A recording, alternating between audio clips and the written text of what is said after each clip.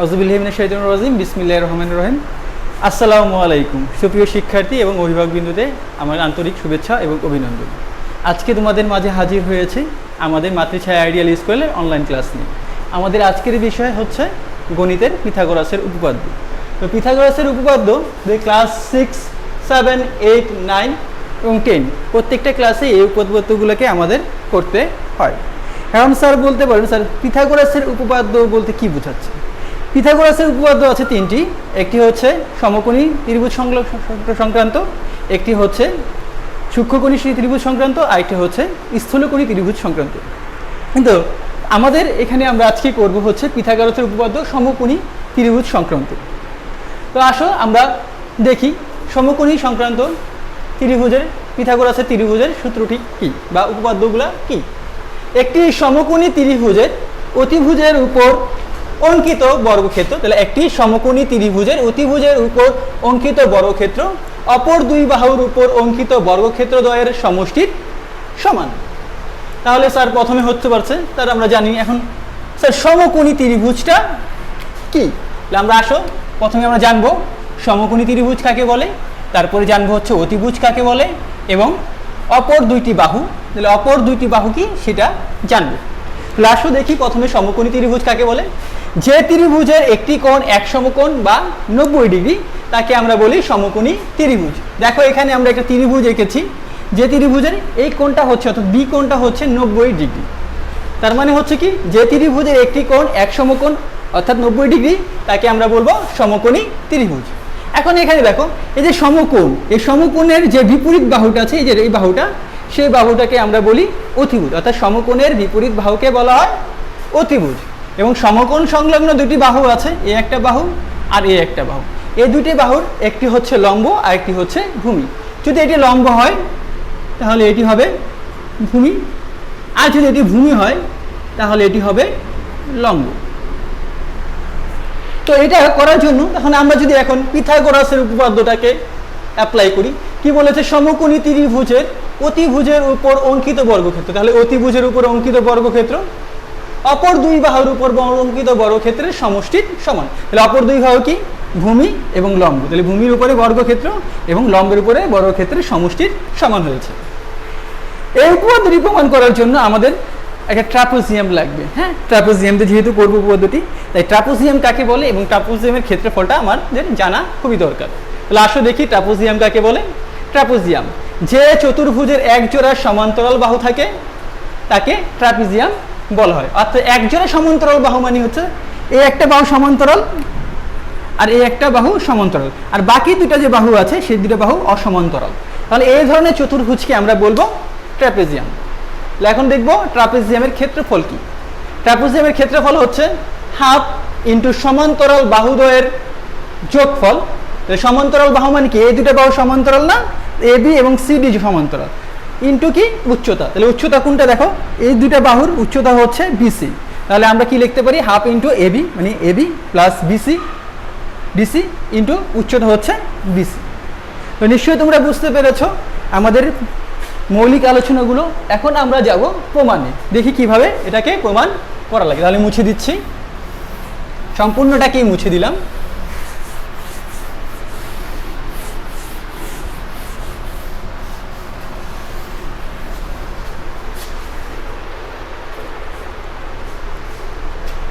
তাহলে আমরা একটা সমকোণী ত্রিভুজ আঁকি, এরকম আঁকলাম, দেখো ভালো করে দেখো। এটার নাম দিলাম এ, এটা হচ্ছে বি আর এটা হচ্ছে সি। তাহলে আমরা বিশেষ নির্বাচন লিখব, বিশেষ নির্বাচন।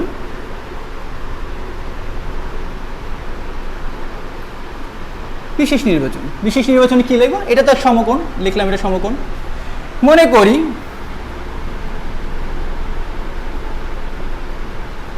এ বি সি সমকোণী ত্রিভুজে কোণ বি সমান সমান এক সমকোণ।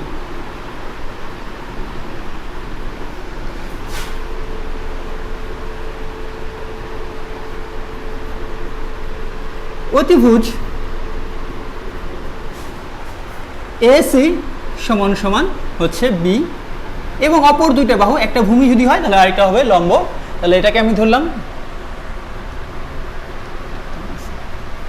এ C, A B equal to C,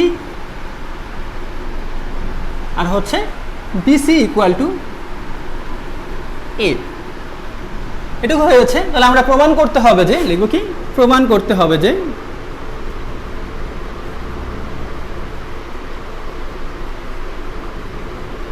প্রমাণ করতে হবে কি, আমরা কি বলেছিলাম পিথাগোরাস উপপাদ্যটি মনে করে দেখো, সেখানে বলেছিলাম যে কোন সমকোণী ত্রিভুজের অতিভুজের উপর অঙ্কিত বর্গক্ষেত্র, তাহলে অতিভুজ কোনটা, অতিভুজ হচ্ছে এসি, অতিভুজের উপর অঙ্কিত বর্গক্ষেত্র অপর দুই বাহুর উপর অঙ্কিত বর্গক্ষেত্র দ্বয়ের সমষ্টি সমান। তাহলে অপর দুইটা বাহু কত, অপর দুইটা বাহু হচ্ছে এ বি স্কোয়ার প্লাস কত বিসি স্কোয়ার। এটাকে আমরা কিভাবে লিখতে পারি, লিখতে পারি হচ্ছে এ বির পরিবর্তে আমরা কি ধরেছিলাম, এসির পরিবর্তে আমরা বি ধরেছিলাম, তাহলে B square equal to C square plus A square. তো আমরা তোমাদেরকে প্রথমেই বলেছি যে বিশেষ নির্বাচন এখানে মুখস্থ করার কিছু নেই, তোমরা যে চিত্রটা পাবা সেই চিত্রটার একটা ডিসক্রিপশন এখানে দিয়ে দিবা, আবার লাস্টে লিখে দিবা যেটাকে প্রমাণ করতে হয়। এখন আসি আমরা অঙ্কন, অঙ্কনটা কিভাবে করব দেখি, আসো। তাহলে অঙ্কনটা খুবই সহজ, আমরা বিসি বাহুকে ডি পর্যন্ত কি করব, বর্ধিত করলাম, কি পর্যন্ত, ডি পর্যন্ত বর্ধিত করি। তাহলে লিখি বিসি কে ডি পর্যন্ত বর্ধিত করি, তাহলে কি, কেন, কিভাবে বর্ধিত করব, যেন সিডি সমান সমান এ বি সমান সমান সি হয়, হইল সি। তাহলে এটা করে অংশ হচ্ছে সি। এখন বিসি এর যে পাশে ডি বিন্দু আছে, কি লিখব, বিসি এর যে পাশে ডি বিন্দু আছে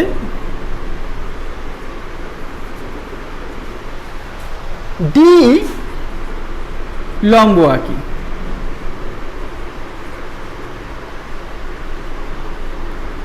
ডি বিন্দুতে লম্ব আঁকলাম, তাহলে ডিই লম্ব আঁকি, তাহলে ডিই লম্ব আঁকি, যেন কার মতো করে ডিই লম্ব আঁকবো, যেন ডিই, যেন বিসি সমান সমান ডিই সমান সমান কত এ হয়। তাহলে আঁকলাম আমরা, তাহলে এটাকে লম্ব এঁকেছি, লম্বটা কার সমান, লম্বটা হচ্ছে এর সমান, তাহলে আমরা এটার নাম দিলাম হচ্ছে ই।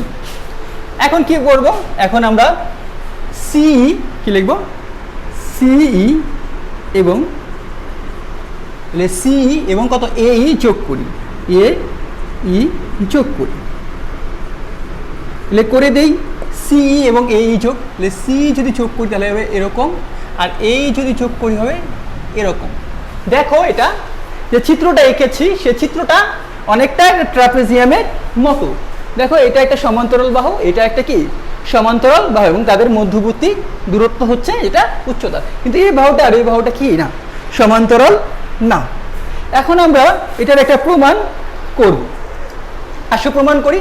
তাহলে প্রমাণ থেকে একটা জিনিস আমরা বুঝতে পেরেছি যে ফার্স্ট অফ অল যে চতুর্ভুজটা আমরা এঁকেছি সে চতুর্ভুজটা একটা ট্রাপেজিয়াম, সেটাকে আমার কি করতে হবে, প্রমাণ করতে হবে। 2 নম্বর, তাহলে এটা প্রমাণ করার জন্য এটা একটা চতুর্ত্রিভুজ, এই ত্রিভুজটা আর এই ত্রিভুজটা কি সর্বসম। প্রথমে আমরা প্রমাণ করব এই ত্রিভুজটা সর্বসম, তারপরে আমরা প্রমাণ করব যে এটা একটা 90 ডিগ্রি, তারপরে আমরা প্রমাণ করব A B C, A B D E এই চতুর্ভুজটা একটি ট্রাপিজিয়াম। তাহলে আমরা প্রমাণে আসি, দেখো প্রমাণে আসি। আমরা আগে বলেছি যে প্রথমে আমাদের কাজ হচ্ছে এইটা আর এবং এইটা, অর্থাৎ এই দুইটা ত্রিভুজটা কি সর্বসম, সেটাকে প্রমাণ করব। তাহলে প্রমাণের 1 নম্বর পার্টে আসছি আমরা। তো 1 নম্বর পার্টে কি বলেছে দেখো,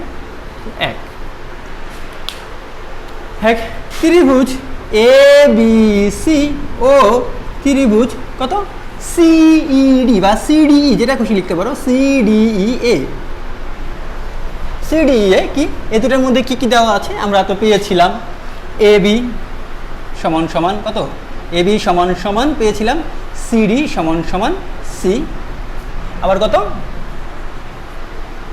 আবার পেয়েছিলাম হইতেছে ডিই, দেখো একটু ভালো করে বিসি সমান সমান ডিই সমান সমান হচ্ছে এ। তাহলে দুইটা পেয়েছিলাম। আবার একটা বলেছিলাম যে এটা তো 90 ডিগ্রি দেওয়া আছে আর এখানে একটা লম্ব এঁকেছি, তাহলে এই কোণটা আর এই কোণটা কি হবে? সমান হবে। তাহলে লিখবো অন্তর্ভুক্ত কোণ, অন্তর্ভুক্ত কোণ। তাহলে অন্তর্ভুক্ত কোণ কত? A B C equal two অন্তর্ভুক্ত কোণ, অন্তর্ভুক্ত কোণ কত? কোণ সিডিই, সিডিই সমান সমান এক সমকোণ। এখন আমরা কি জানি? দুইটা ত্রিভুজ কখন সর্বসম হয়? যখন তিনটা বাহু সমান হবে, অথবা দুইটা বাহু একটা কোণ সমান হবে, অথবা দুইটা কোণ একটা বাহু সমান হবে। ঠিক আমাদের এখানে দুইটা বাহু এবং একটা কোণ সমান হয়েছে, অতএব তার মানে কি লিখতে পারি? এই ত্রিভুজটা এই ত্রিভুজটা কি সর্বসম। তাহলে আমরা লিখবো এ বি সি সর্বসম ত্রিভুজ সিডিই। যদি এই ত্রিভুজটা আর এই ত্রিভুজের সর্বসময় হয়, তাহলে এই বাহুটা আর এই বাহুটা কি হবে? সমান হবে। তাহলে আমরা লিখলাম therefore A C equal to কত? সি। এবং এবং তাহলে এই কোণটা আর এই কোণটা কি হবে? সমান হবে। তাহলে আমরা লিখি এবং কোণ কত? B A C equal to কোণ কত? ই সি ডি বা ডি সি ই। তো আমাদের একটা অংশ গিয়েছে, এখন আমাদের কাজ হচ্ছে যে এইটা একটা সমকোণী ত্রিভুজ, সেটাকে প্রমাণ করা। তো আসুন দেখি আমরা এটা কি ধরনের ত্রিভুজ। 2 নম্বর পয়েন্টে আসি। আমাদের প্রথম কাজ ছিল এটা আর এটাকে সর্বসম প্রমাণ করা, কারণ হচ্ছে আমাদের এই বাহুটা আর এই বাহুটা যে সমান সেটা বের করা। 2 নম্বরে দেখি কি হচ্ছে। তাহলে আমরা কি জানি? ত্রিভুজের তিনটি কোণের সমষ্টি কত? 180 ডিগ্রি বা 2 সমকোণ। তাহলে এটা তো 90 ডিগ্রি আমরা জানি। তাহলে এই কোণটা আর এই কোণটা, তার মানে হচ্ছে এই কোণটা আর এই কোণটা কত ডিগ্রি হবে? 90 ডিগ্রি হবে। তো আবার এই কোণটা কত ডিগ্রি হবে? 90 ডিগ্রি হবে। তোমরা আসো লিখি। তাহলে কোণ লিখতে পারি কত? ত্রিভুজ এ এ সি বি লিখলাম, এ সি বি প্লাস কোণ কত? B A C, B A C equal to, ঠিক একই রকমভাবে আমরা লিখি A C B plus A C B লিখলাম, তারপর কি হবে? C E C D plus কত? E C D. কেন ই সি ডি? কেন? কারণ হচ্ছে বিএসি সমান সমান ই সি ডি। দেখো তাহলে এই কোণটা আর এই কোণটা যদি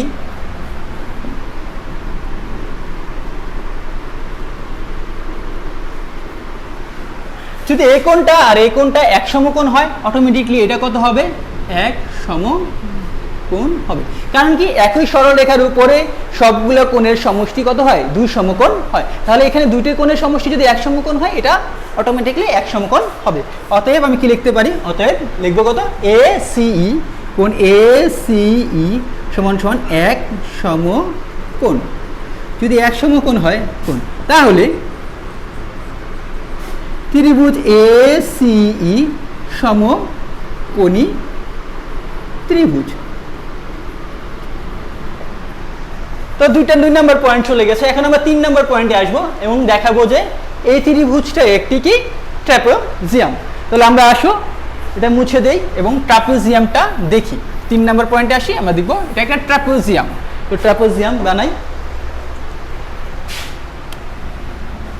বানাই নি ট্রাপিজিয়াম। 3 নম্বর পয়েন্ট লিখে ফেললাম। দেখো একটু ভালো করে, এই দেখো এই বিডি এর উপর কি? এ বিটা লম্ব। তাহলে আমরা লিখি এ বি লম্ব কত? বিডি। এবং আবার দেখো আবার ডি লম্ব হচ্ছে বিডি। তাহলে ডি ই লম্ব হচ্ছে বিডি। তাহলে একই বাহুর উপর দুটো যদি লম্ব থাকে, তাহলে এ বি লম্ব ডি এবং আবার দেখো এ বি লম্ব হচ্ছে কত? এ বি লম্ব হচ্ছে ডি বিডি, আবার হচ্ছে ডিই লম্ব এখানেও হবে বিডি। তাহলে এ বি লম্ব বিডি এবং ডিই লম্ব বিডি। তাহলে আমরা বলেছিলাম যে কোনো চতুর্ভুজের এক জোড়া সমান্তরাল বাহু থাকলে সেটা কি হবে? ট্রাপিজিয়াম। যেহেতু এবি লম্ব বিডি এবং ডিই লম্ব বিডি, তাহলে তাহলে এই দুটো কি সমান্তরাল বাহু, এবি সমান্তরাল ডিই। তাহলে এবি সমান্তরাল ডিই, তাহলে এটা আমরা দেখতে পাচ্ছি যে এই চতুর্ভুজে এই বাহুটা অর্থাৎ এই বাহুটা আর এই বাহুটা কি সমান্তরাল, তার মানে হচ্ছে এ বি ডিই একটি ট্রাপিজিয়াম। অর্থাৎ এ বি ডিই একটি ট্রাপিজিয়াম, ট্রাপিজিয়াম। তাহলে এবিডি একটি ট্রাপিজিয়াম। তো তোমরা নিশ্চয়ই দেখেছো এবিডি একটি ট্রাপিজিয়াম আমরা প্রমাণ করে ফেলেছি। এখন আমরা জানি কি যে ট্রাপিজিয়ামের ক্ষেত্রফল হচ্ছে হাফ ইন্টু সমান্তরাল বাহুদ্বয়ের যোগফল ইন্টু উচ্চতা। তার মানে এখানে যে অংশটা আছে আমরা যদি একটু মুছে দিই, দেখো ভালো করে যদি মুছে দিই আমরা এটুকু, হ্যাঁ, তাহলে পুরোটা কি একটা ট্রাপিজিয়াম। তাহলে পুরোটা যদি ট্রাপিজিয়াম হয় তাহলে এটুকুর ক্ষেত্রফল যোগ এটুকুর ক্ষেত্রফল যোগ এটুকুর ক্ষেত্রফল, এই তিনটা ক্ষেত্রফল যদি যোগ করি তাহলে না পুরোটা পাবো না। তো তিনটা ক্ষেত্রফলের সমষ্টি যে কথা আর পুরো ট্রাপিজিয়ামের সমষ্টি একই কথা। তাহলে আমরা লিখব এ বি সি ডি ট্রাপিজিয়ামের ক্ষেত্রফল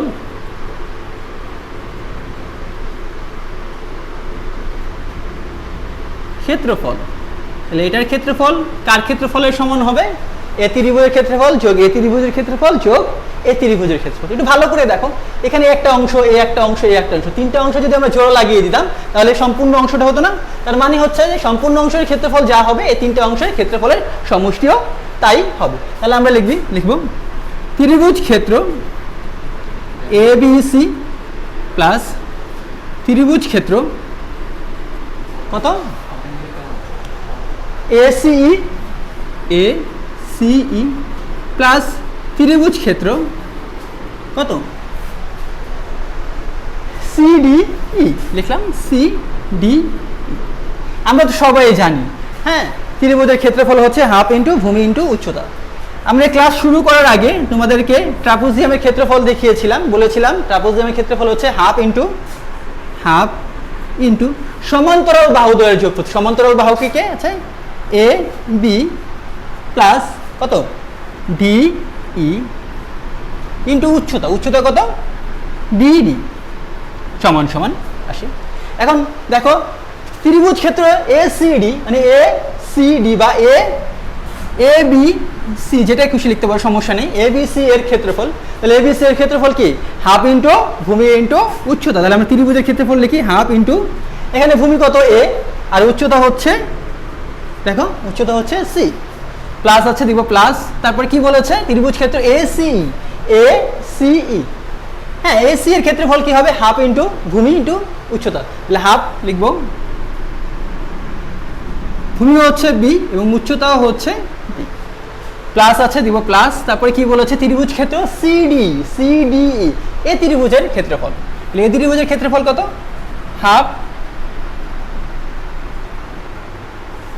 হাফ ইন্টু ভূমি কত? ভূমি হচ্ছে সি আর উচ্চতা হচ্ছে এ।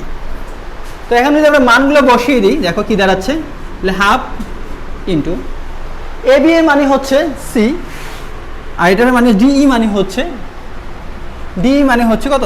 এ ইন্টু এখানে বিডি দেখো সম্পূর্ণটা হচ্ছে বিডি, তার মানে হচ্ছে এ প্লাস সি। তাহলে বিডি এর পরিবর্তে আমি এ প্লাস সি বসিয়ে দিয়েছি।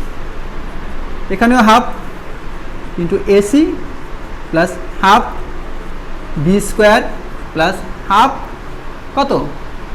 এসি লিখলাম। দেখো এখন সবগুলো যদি কি আমি হাফ দিয়ে ভাগ করে দিই তাহলে এই হাফটা কাটা যায় সবগুলো থেকে। তাহলে এখানে থাকলো কত? A plus C whole square. তাহলে এখানে থাকে কত? AC plus B square plus AC. এটা সূত্রটা ভেঙে দেই, সূত্রটা ভাঙলে কি দাঁড়াচ্ছে? A square plus 2ac plus C square equal to, এখানে দাঁড়াবে 2ac প্লাস বি স্কোয়ার।